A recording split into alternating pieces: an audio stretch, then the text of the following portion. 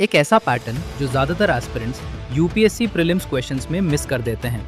अब इसी पैटर्न को पकड़ने हम 50 शॉर्ट्स में 30 ईयर्स के PYQs की थीम्स कवर करेंगे। तो चलिए शुरू करते हैं।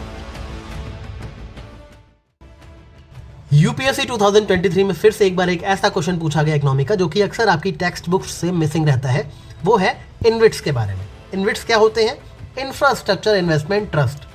पहला स्टेटमेंट में लिखा हुआ था कि interest income from the deposits in invits distributed to their investors is exempted from tax but the dividend is taxable. इस स्टेटमेंट को समझने के लिए कि ये सही है या गलत है, पहले आपको इनविट्स क्या होता है ये पता होना जरूरी है, राइट? देखो, इंफ्रास्ट्रक्चर इन्वेस्टमेंट ट्रस्ट जो होते हैं इनविट्स, ये एक्चुअली आप इनको कह सकते हो these are similar to mutual funds for infrastructure assets.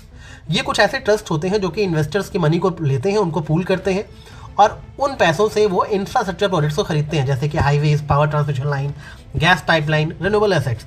जितने भी इन्वेस्टर्स का पैसा है उसको सिर्फ इंफ्रास्ट्रक्चर के प्रोजेक्ट्स में इन्वेस्ट किया जाएगा और जो रिटर्न मिलेगा, फॉर एग्जाम्पल हाईवे से टोल टैक्स मिला, वो सारा जो कमाया हुआ पैसा है वो इन्वेस्टर्स के बीच में डिस्ट्रीब्यूट किया जाएगा। This is the simple concept of InvITs, ठीक है? इसको रेगुलेट करता है सेबी।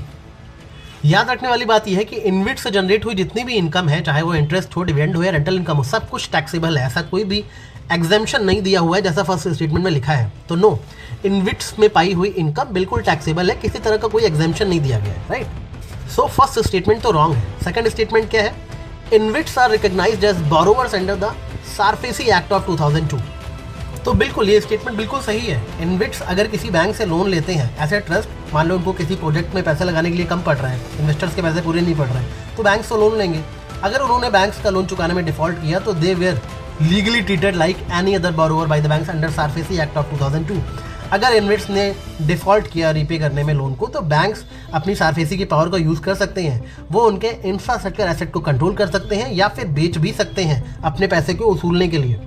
इस तरह से हमने इनविट्स का कॉन्सेप्ट तो आसान भाषा में समझ लिया, मगर अब नेक्स्ट ईयर यूपीएससी इनविट से क्वेश्चन नहीं पूछेगा। यूपीएससी पूछेगा regarding real estate investment trust, asset monetisation पे क्वेश्चन पूछ सकते हैं। अल्टरनेटिव इन्वेस्टमेंट फंड्स क्या होते हैं, इस पे क्वेश्चन आ सकते हैं। इंफ्रास्ट्रक्चर फाइनेंसिंग का कॉन्सेप्ट क्या है, या फिर सारफेसी एक्ट इटसेल्फ के बारे में क्वेश्चन बन सकते हैं। एक क्वेश्चन से मल्टीपल टॉपिक जनरेट होते हैं जो कि आपको कवर करने चाहिए, राइट? ऐसे ही मल्टीपल पेरिफेरल टॉपिक्स को कवर करने के लिए और PYQs के थ्रू अपने कंप्लीट सिलेबस को फिनिश करने के लिए इजी लैंग्वेज में आप हमारा PYQ reverse engineering batch join कर सकते हैं। See you in the batch, take care.